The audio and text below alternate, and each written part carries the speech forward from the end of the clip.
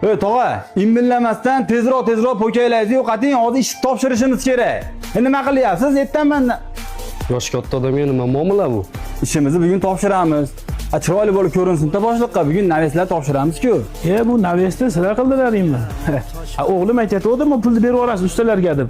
Mana xizmat haqlaringmanda. Yana qovun tushirding, ahmoq. Hoji tog'a, o'zim chiroyli qilib terib qo'yaman hozir. O'zim terib qo'yaman. Shogirdingiz bor ekanda. Usta bu o'g'lim bir dunyo pul tashab ketdi, bu kvadratini necha puldan bo'ldi buni? 1 kvadrat 150 ming so'mdan bo'ldi. O'g'lingiz bilan gaplashgan edik.